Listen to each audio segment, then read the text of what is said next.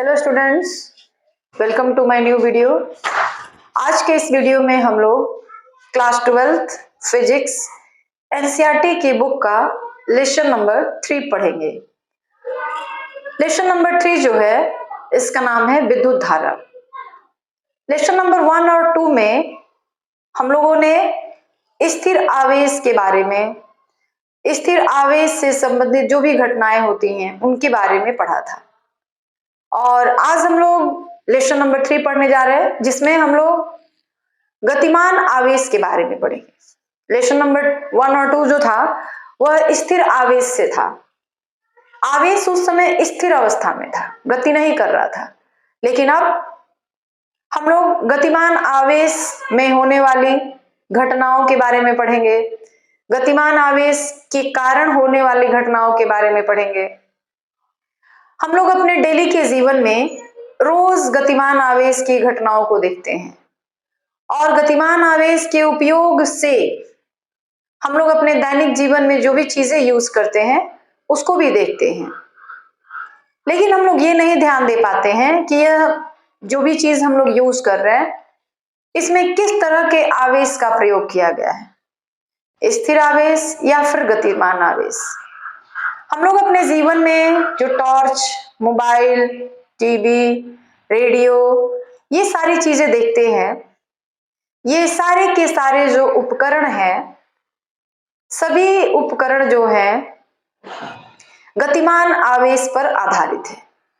गतिमान आवेश पर ही ये सारे विद्युत उपकरण जो हैं आधारित हैं।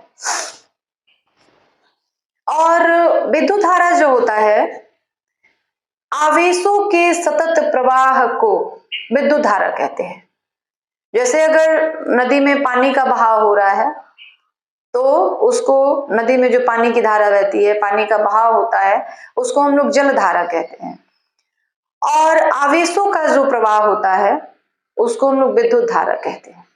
ठीक है, देखिए यहाँ पे लिखा हुआ है विद्युत धारा।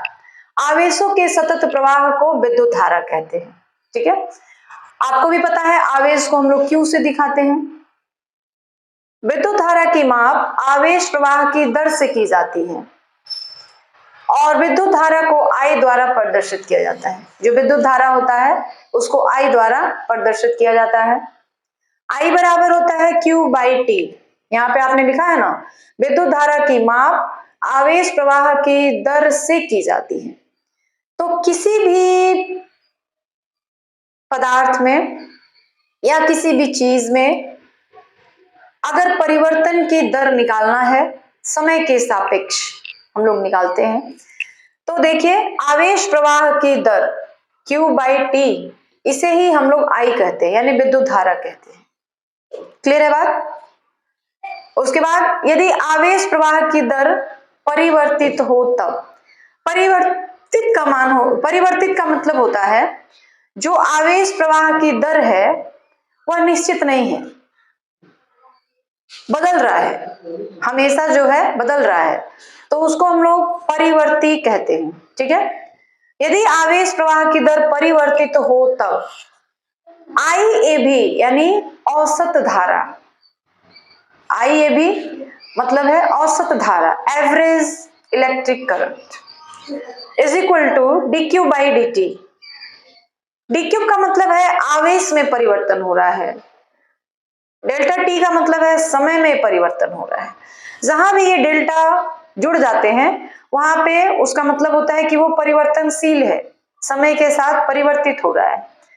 तो IAB is equal to delta Q/ΔT। तात्क्षणिक धारा, किसी तात्क्षणिक समय पर जो धारा का मान होता है वो क्या होता है, I is equal to dQ/dt। हम लोग इसको लिमिट लगाते हैं डेल्टा T टेंड्स टू 0 और इसको हम लोग डायरेक्टली भी लिख सकते हैं dQ/dt। ठीक है, अब विद्युत धारा की परिभाषा तो हो गई कि आवेशों के सतत प्रवाह को हम लोग विद्युत धारा कहते हैं। विद्युत धारा के क्या क्या गुण होते हैं, क्या क्या चीज उसके बारे में और आप जान सकते हैं, वो यहाँ पे लिखा गया है। क्या आप कह सकते हैं विद्युत धारा के गुण? तो पहला तो यही है कि धारा का एसआई मात्रक जो होता है एम्पियर होता है और इसका विमीय सूत्र A होता है। जो धारा होता है इसका एसआई मात्रक एम्पियर होता है और इसका बीमीय सूत्र ए होता है। 1 एम्पियर बराबर 6.25 इंटू 10⁻18 इलेक्ट्रॉन प्रति सेकेंड। देखिए 1 एम्पियर बराबर 6.25 10⁻18 इलेक्ट्रॉन प्रति सेकेंड होता है। इसका मतलब ये है, देखिए ये 18 है, 1 है,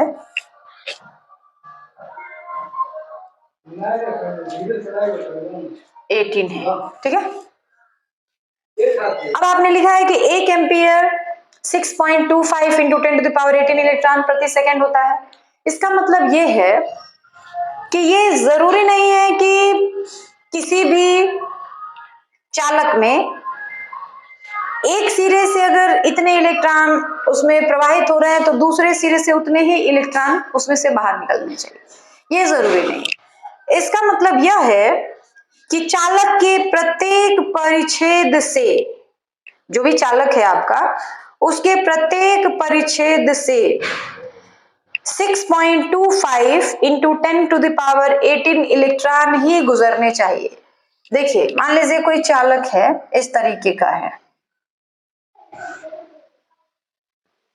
ठीक है, कोई चालक इस तरीके का है, तो 1 एम्पियर धारा का मतलब हो गया 6.25 इंटू 10⁻18 इलेक्ट्रॉन प्रति सेकेंड। इसका मतलब ये है कि चाहे जो चालक है आपका, उसका जो क्षेत्रफल है वो चाहे कितना भी हो, ये जरूरी नहीं है कि यहां से जितने इलेक्ट्रॉन अंदर जा रहे हैं दूसरे सिरे से उतने ही इलेक्ट्रॉन बाहर निकलने चाहिए। इसका मतलब ये है कि चालक के प्रत्येक परिच्छेद से, ठीक है, चालक के प्रत्येक परिच्छेद से, मतलब यहां से भी, अगर यहां की बात करी जाए तो यहां से भी, यहां की बात करी जाए तो यहां से भी, यहां की बात करी जाए तो यहां से भी 6.25 इंटू 10⁻18 इलेक्ट्रॉन प्रति सेकंड गुजरने चाहिए। यानी इतने इलेक्ट्रॉन एक सेकेंड में चालक के प्रत्येक परिच्छेद से गुजरना चाहिए, ठीक है। उसके बाद विद्युत धारा का सीजीएस मात्रक स्टेट एम्पियर होता है और 1 एम्पियर बराबर 3 इंटू 10⁹ स्टेट एम्पियर होता है, ठीक है। उसके बाद है विद्युत धारा की दिशा। तो विद्युत धारा की दिशा जो है धन आवेश के प्रवाह की दिशा में ली जाती है और ऋण आवेश के प्रवाह के विपरीत दिशा में ली जाती है। जो विद्युत धारा की दिशा होती है धन आवेश के प्रवाह के धारा की दिशा में ली जाती है और ऋण आवेश के प्रवाह के विपरीत दिशा में ली जाती है। उसके बाद है धारा के प्रकार।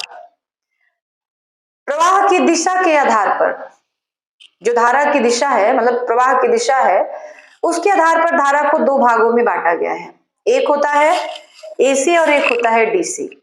एसी का मतलब है अल्टरनेटिव करंट यानी प्रत्यावर्ती धारा, और डीसी का मतलब होता है डायरेक्ट करंट यानी दिष्ट धारा। एसी यानी प्रत्यावर्ती धारा का मतलब है कि एक ऐसी धारा जो समय के साथ अपनी दिशा और परिमाण दोनों बदलती रहती है, ऐसे धारा को हम लोग प्रत्यावर्ती धारा कहते हैं। और दिष्ट धारा वह धारा होती है जो समय के साथ अपनी दिशा और परिमाण दोनों स्थिर रखती है, परिवर्तित नहीं करती है, तो ऐसी धारा को हम लोग दिष्ट धारा कहते हैं, ठीक है। तो ये धारा के विषय में कुछ ये और भी जानकारियां थी, यानी विद्युत धारा के आप गुण कह सकते हैं। ये आपका कंप्लीट हुआ। अब हम लोग पढ़ेंगे चालक में विद्युत धारा। चालक में विद्युत धारा का प्रवाह किस तरीके से होता है। सबसे पहले तो हमको ये पता होना चाहिए कि चालक कहते किसको हैं। चालक वे पदार्थ होते हैं जिसमें विद्युत धारा का प्रवाह आसानी से हो जाता है, ठीक है। और इन चालकों में विद्युत धारा का प्रवाह करता कौन है। तो चालकों में विद्युत धारा का प्रवाह जो होता है मुक्त इलेक्ट्रॉनों के कारण होते हैं, और ये मुक्त इलेक्ट्रॉन जो होते हैं किसी भी चालक में बहुत ज्यादा मात्रा में उपस्थित होते हैं, और यही मुक्त इलेक्ट्रॉन विद्युत धारा के प्रवाह में सहायता करते हैं। इनकी गति के कारण, इनकी जो गति होती है उसको हम लोग या छिद्रक गति कहते हैं, ठीक है। और वह गति जो हमेशा टेढ़ी मेढ़ी दिशा में होती रहती है, एक सीधी रेखा में गति नहीं हो सकती है। ऐसी गति को हम लोग यादृच्छिक गति कहते हैं। ठीक है, तो जो चालक के अंदर मुक्त इलेक्ट्रॉन होते हैं, विद्युत धारा का प्रवाह उन्हीं के कारण होता है, उन्हीं की गति के कारण होता है। ठीक है, जो मुक्त इलेक्ट्रॉन होते हैं वो हमेशा चालक के दीवारों से, धन आयनों से टकराते रहते हैं, क्योंकि एक अगर परमाणु है तो उसमें धन आयन भी होंगे, ऋण आयन भी होंगे, और अगर वह चालक है तो उसमें मुक्त इलेक्ट्रॉन भी होंगे। ठीक है, अगर वह चालक नहीं है तो फिर उसमें मुक्त इलेक्ट्रॉन नहीं होंगे। कोई भी अगर ये पूछा जाता है कि यह जो वस्तु है या जो पदार्थ है वो अचालक है तो क्यों, तो उसका एक ही जवाब, बड़ा सिंपल जवाब मिलता है आपको कि इसमें मुक्त इलेक्ट्रॉन नहीं है। ठीक है, और जो चालक होते हैं उसमें मुक्त इलेक्ट्रॉन उपस्थित होते हैं, इसीलिए उसमें धारा का प्रवाह हो जाता है और कुछ चालकों में धारा का प्रवाह नहीं हो पाता है। जो चालक होते हैं उसमें जो मुक्त इलेक्ट्रॉन होते हैं उनकी संख्या बहुत अधिक होती है। ठीक है, उसके बाद जो मुक्त इलेक्ट्रॉन होते हैं उनकी गति हमेशा टेढ़ी मेढ़ी दिशा में होती रहती है, और टेढ़ी मेढ़ी दिशा में जब उनकी गति होती है तो वो धन आयनों से टकराते रहते हैं, या जो चालक की दीवारें हैं उससे टकराते रहते हैं। ठीक है, टकराने के बाद ऊष्मा का उत्सर्जन होता है। तो ये जो मुक्त इलेक्ट्रॉन होते हैं इनकी जो गति होती है यानी यादृच्छिक गति, उसमें क्या क्या चीजें होती हैं हम लोग वो जानेंगे। तो देखिए, चालकों में विद्युत धारा का प्रवाह मुक्त इलेक्ट्रॉनों के कारण होता है, और मुक्त इलेक्ट्रॉनों की गति को यादृच्छिक गति कहते हैं। इस गति में ये तीन चीजें बताई गई हैं। क्या क्या चीजें हैं? चालक में प्रत्येक दिशा में मुक्त इलेक्ट्रॉनों का औसत वेग 0 होता है, अतः आई नेट बराबर 0। देखिए, जो चालक होता है उनमें जो नेट धारा होता है उसका मान बिल्कुल 0 होता है। कारण क्या है कि देखिए, कारण यह है कि इलेक्ट्रॉनों की गति के विपरीत दिशा में विद्युत धारा का प्रवाह होता है। ठीक है, इलेक्ट्रॉनों की गति के विपरीत दिशा में विद्युत धारा का प्रवाह होता है, और जितने इलेक्ट्रॉन होते हैं और धन आयनों की प्रवाह की दिशा में जो होती है वह विद्युत धारा का प्रवाह होता है। धन आयनों की दिशा में विद्युत धारा का प्रवाह होता है और इलेक्ट्रॉनों की गति के विपरीत दिशा में विद्युत धारा का प्रवाह होता है। तो चालक में कहा जा रहा है, इसीलिए जो चालक होता है, चालक में प्रत्येक दिशा में मुक्त इलेक्ट्रॉनों का औसत वेग जो होता है 0 होता है। दूसरा, माध्य मुक्त पथ, ये क्या होता है? इलेक्ट्रॉनों की धन आयनों के साथ दो क्रमागत टक्करों के बीच इलेक्ट्रॉनों द्वारा तय की गई दूरी को मुक्त पथ यानी लेम्डा तथा इसके औसत मान को माध्य मुक्त पथ यानी लेम्डा बार कहते हैं। इसका SI मात्रक मीटर होता है और इसकी कोटि 10⁻⁻9 मीटर होती है। जो चालक होता है उसमें इलेक्ट्रॉन, प्रोटॉन, धन आयन, ऋण आयन, और अगर चालक है तो मुक्त इलेक्ट्रॉन सभी पाए जाते हैं।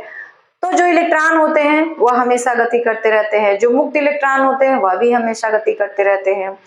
तो इलेक्ट्रॉनों की धन आयनों के साथ, इलेक्ट्रॉन तो हमेशा गति कर रहे हैं, धन आयनों के साथ दो क्रमागत टक्करों के बीच इलेक्ट्रॉनों द्वारा तय की गई दूरी को, जब इलेक्ट्रॉन और धन आयन के बीच टक्कर होता है तो उस दौरान जो इलेक्ट्रॉन होता है जितनी दूरी तय करता है, देखिए एक इलेक्ट्रॉन है और एक धन आयन है, तो एक इलेक्ट्रॉन और एक धन आयन गति आपस में टकराते हैं।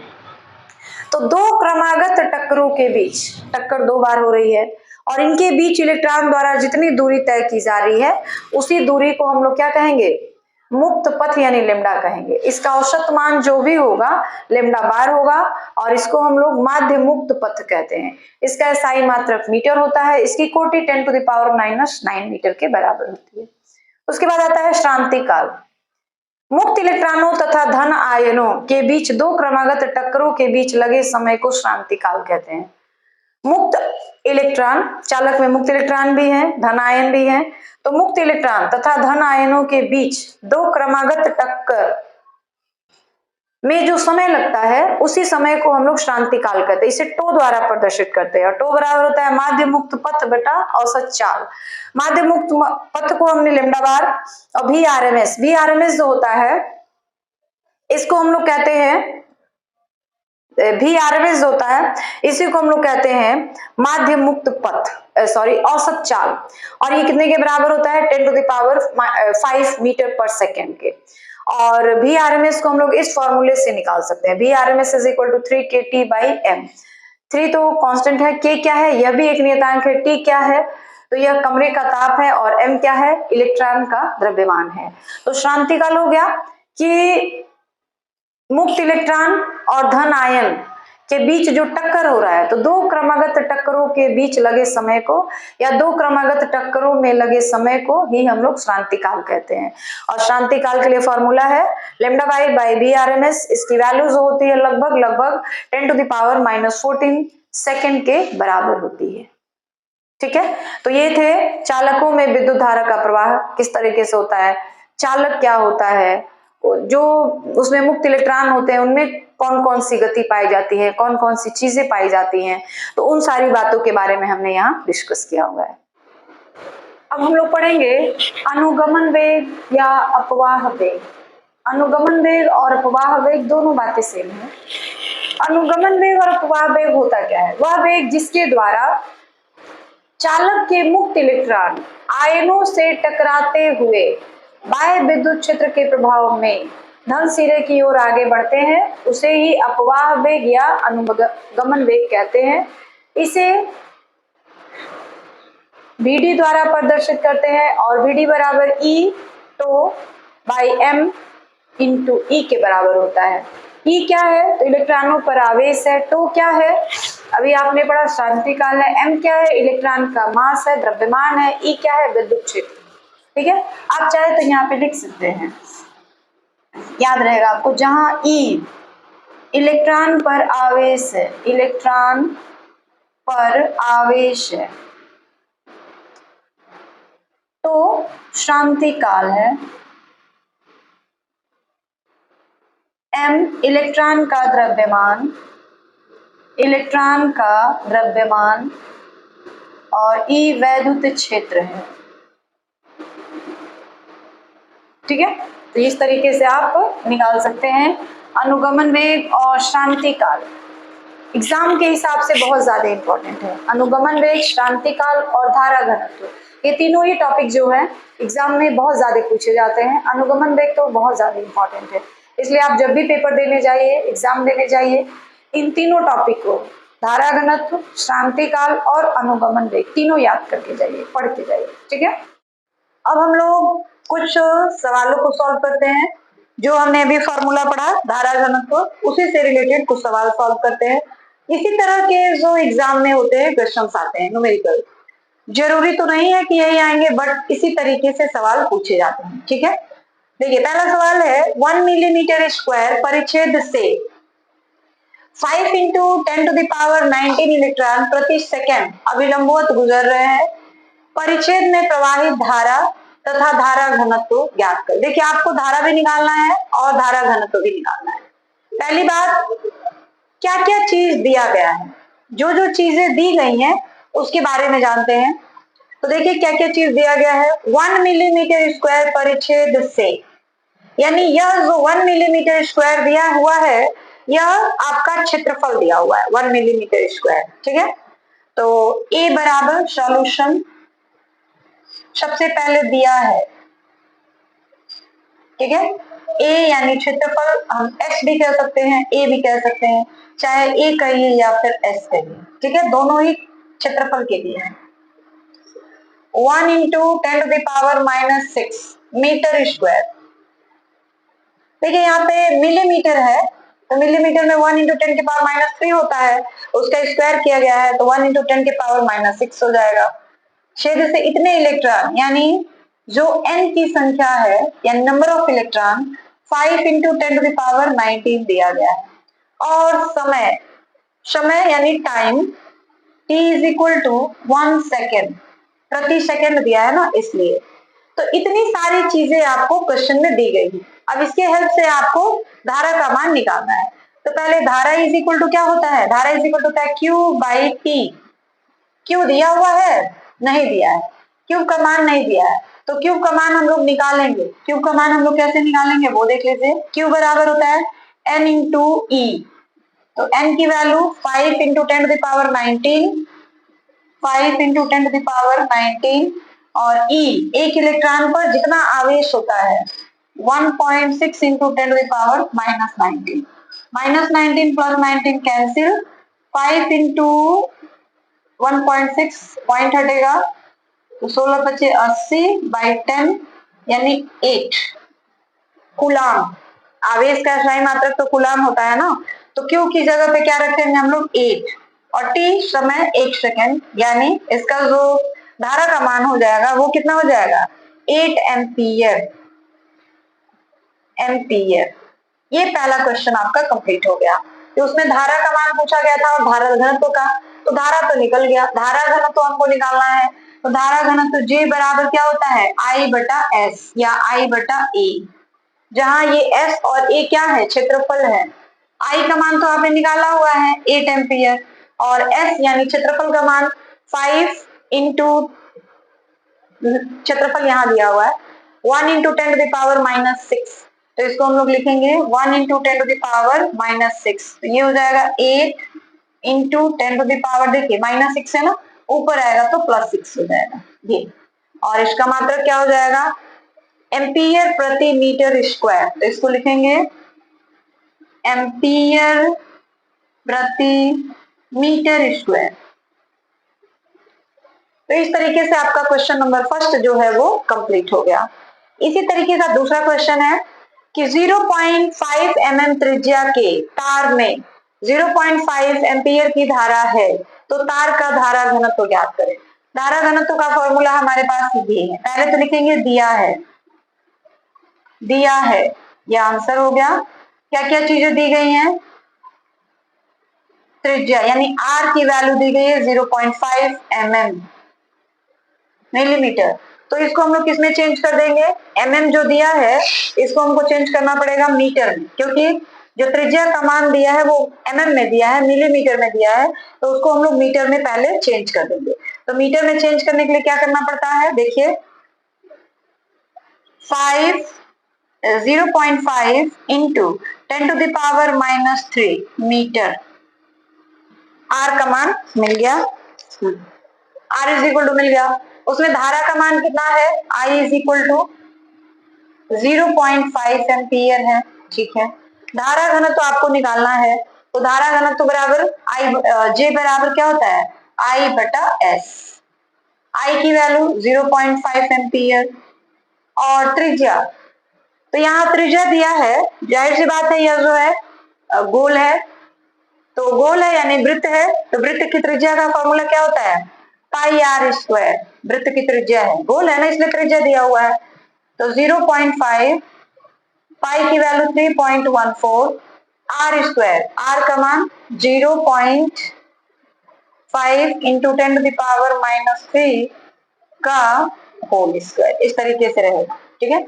इसको और सिंप्लीफाई करेंगे तो क्या हो जाएगा 0.5 3.14 इंटू 0.5 10 के पावर माइनस 3 इंटू 0.5 10 के पावर माइनस 3, ठीक है। अब कैलकुलेशन आपके ऊपर है, आप किस तरीके से कैलकुलेशन करते हैं, ठीक है। तो देखिए क्या करेंगे हम लोग,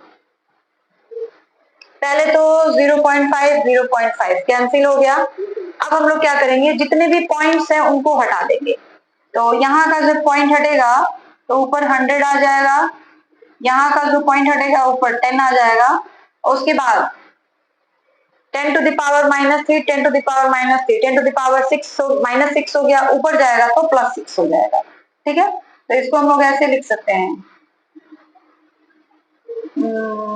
5 से इसको इंटू कर देते हैं, 314 को 5 से इंटू कर देते हैं, और ऊपर तक कितना हो जाएगा 100, या 5 से काट ही दें, 5 2 जा 10, और 2 से इसको भी काट सकते हैं आप, 2 1 जा 2, 2 5 जा 10, 1 कैरी किए, 2 7 जा 14, तो ये 2 भी कैंसिल हो गया। अब हमारे पास नीचे 157 है और ऊपर 100, और 10 के पावर -6 जब ऊपर जाएगा तो 10 के पावर +6 हो जाएगा। नीचे हमारे पास केवल 157 बचा हुआ है। ठीक है, अब क्या किया जाए, देखिए अब हम लोग इसको क्या करेंगे, 157 से आपको डिवाइड करना है, तो 100 को 157 से डिवाइड करेंगे तो वो तो छोटा पड़ जा रहा है, तो इसके लिए इधर से 10 ले लेंगे, तो ये क्या हो जाएगा 1000 into 10 to the power 5 by 157। अब 1000 को 157 से डिवाइड करेंगे, तो 1000 को 157 से डिवाइड करेंगे तो लगभग आ जाएगा 1000 को 157। अब आपको क्या करना है ना, z is equal to 1000 by 157 into 10 to the power 5, तो 1000 को 157 से हम लोग डिवाइड करेंगे तो लगभग आ जाएगा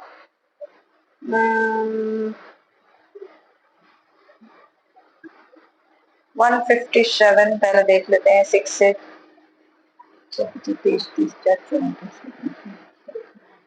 6 बार में जाएगा, 6 पॉइंट, उसके बाद 6.3, लगभग ये नियर अबाउट हम लोग लिखेंगे, near about 6.37 into 10 to the power 5, ठीक है, एम्पियर प्रति मीटर स्क्वायर। इसका मात्रक हो जाएगा एम्पियर प्रति मीटर स्क्वायर, मीटर स्क्वायर।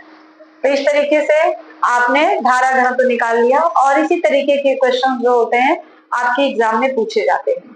ठीक है, तो इसीलिए पहले तो आप सबसे पहले फॉर्मूला याद कर लेंगे, और उसके बाद आप जब सवाल लगाएंगे तो काफी आसानी से सॉल्व हो जाएगा। अब हम लोग एक नए टॉपिक के बारे में पढ़ेंगे जिसका नाम है ओम का नियम। ओम का नियम जो है काफी इंपॉर्टेंट है एग्जाम के लिए, इसलिए इसको काफी अच्छे से समझने की कोशिश करिएगा। ओम का नियम जो है, ओम पहले ऐसे वैज्ञानिक थे जिन्होंने विद्युत धारा के प्रवाह के संबंध में एक नियम दिया, और इस नियम को ही ओम का नियम कहते हैं। इसके अनुसार यदि किसी चालक की भौतिक अवस्थाएं अपरिवर्तित रहे, मतलब बदले ना, अपरिवर्तित रहे, तो चालक के सिरों के बीच का जो विभवांतर होगा उसमें प्रवाहित विद्युत धारा के समानुपाती होगा। ठीक है, तो इसी को हम लोग ओम का नियम कहते हैं। चलिए इसी बात को लिखने की कोशिश करते हैं।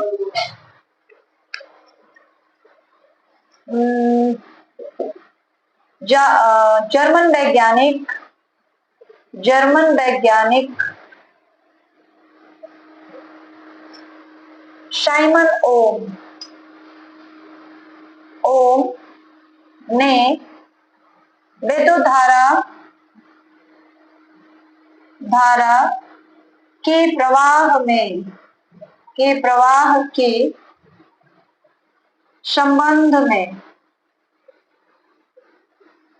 संबंध में एक नियम दिया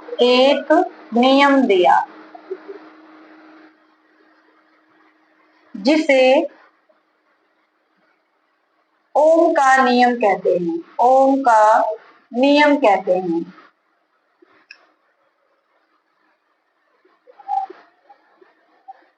इस नियम के अनुसार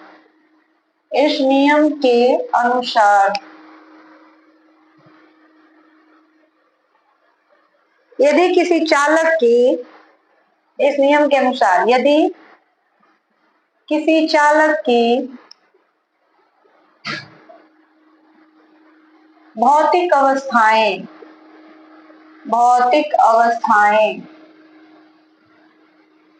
अपरिवर्तित रहें, भौतिक अवस्थाएं अपरिवर्तित रहें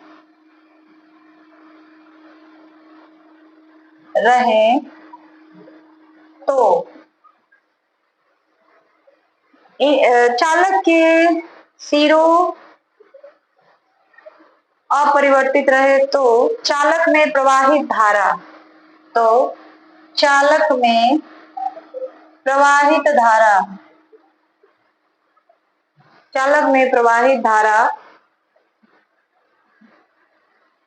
चालक में प्रवाहित धारा इनके सिरों के विभवांतर, सिरों के विभवांतर के समानुपाती होता है, समानुपाती होता है, अर्थात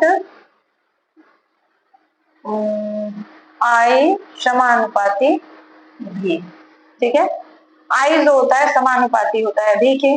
अगर हम यहाँ पे समानुपाती का चिन्ह हटा दें, बराबर का चिन्ह लगा दें, तो यहाँ पे एक हमको कांस्टेंट जोड़ना पड़ता है जो कि R के बराबर है।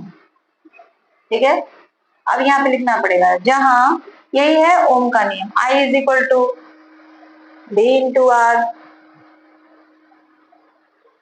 या एक और भी होता है, इसको आप ऐसे भी लिख सकते हैं,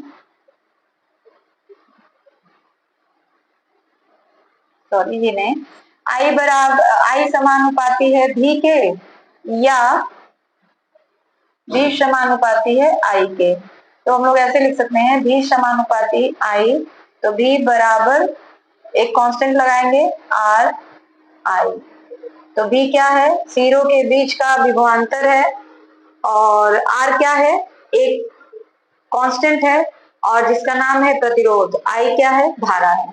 तो आप ओम के नियम के अनुसार I समानुपाती V या V समानुपाती I लिख सकते हैं। ठीक है, जब भी हम लोग समानुपाती का चिन्ह हटाते हैं, बराबर का चिन्ह जोड़ते हैं, तो यहाँ पे हमको एक स्थिरांक जोड़ना पड़ता है, एक कांस्टेंट जोड़ना पड़ता है, और उस कांस्टेंट को हमने कहा कि ये क्या है, R है, तो R को ही प्रतिरोध कहा जाता है। ठीक है, अब ये प्रतिरोध क्या है, R जो है प्रतिरोध है, प्रतिरोध क्या है, किसे कहते हैं, हाँ चलिए, प्रतिरोध, प्रतिरोध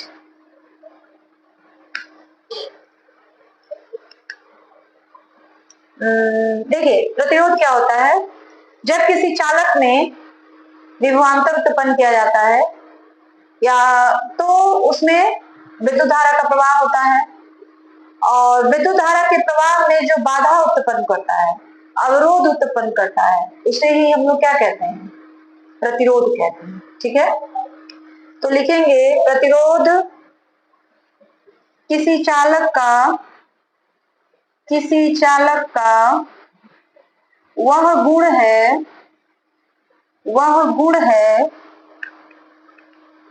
जो विद्युत धारा, चालक में जो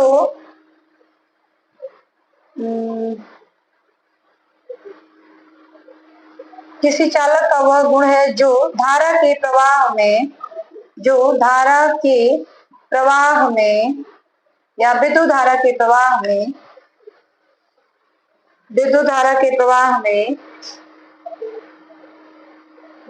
किसी चालक का वह गुण है जो धारा के प्रवाह में या विद्युत धारा के प्रवाह में बाधा उत्पन्न करता है।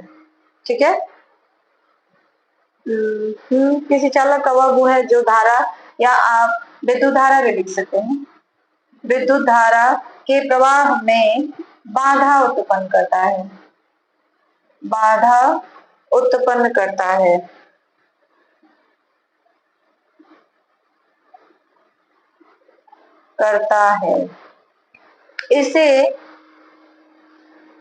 इसे R द्वारा प्रदर्शित किया जाता है, और R बराबर V बटा I होता है। ठीक है, R जो है क्या है, V बटा प्रतिरोध है, और इसका मान किसके बराबर होता है, V बटा I के।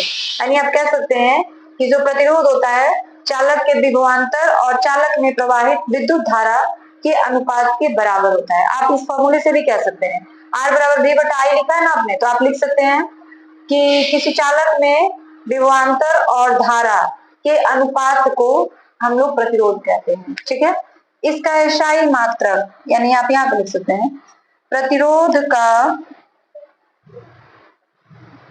एसआई मात्रक, एसआई मात्रक ओम होता है। ओम, इसको हम लोग इस तरह लिखते हैं, होता है। इसका जो एसआई मात्रक होता है वो क्या होता है, ओम होता है, ठीक है। और इसका बीमीय सूत्र क्या होता है, देख लीजिए, वो भी निकाल देते हैं। बीमीय सूत्र देखिए, आर बराबर आपने क्या लिखा है, डी बटा आई, तो लिखेंगे प्रतिरोध बराबर, प्रतिरोध बराबर विभवांतर बटा धारा, ठीक है।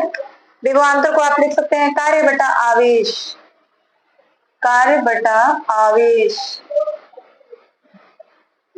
और धारा को लिख सकते हैं आवेश बटा समय, क्यू बाई टी लिखते हो ना, तो आवेश बटा समय, ठीक है। तो देखिए,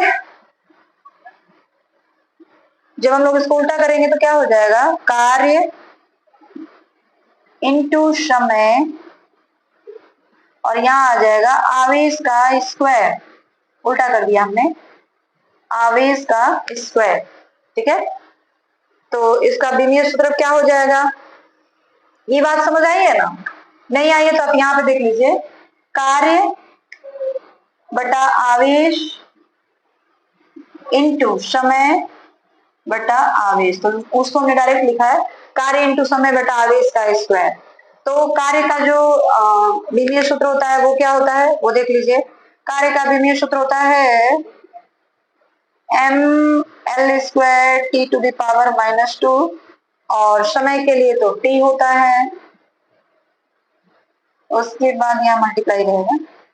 आवेश, आवेश के लिए हम लोग AT लिखते हैं, तो AT का स्क्वायर हो जाएगा, ठीक है।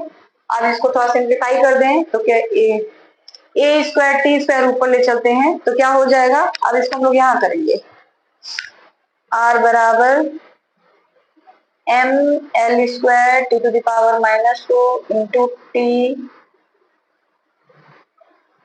और फिर ये ऊपर आएगा तो क्या हो जाएगा, a पावर -2 और t के पावर -2 होगा ना। तो अब हम सबको इंटू कर देंगे तो क्या मिलेगा, m l का स्क्वायर, फिर t और t to the power -2, t to the power -2 -4, and this is t to the power +1, तो ये हो जाएगा t to the power -3, t to the power -3 और a to the power -2, a to the power -2। तो ये प्रतिरोध का विमीय सूत्र हो गया। देखिए, ओम का नियम क्या है, उसको इस तरह हमने V बराबर R इंटू आई, यही ओम का नियम है।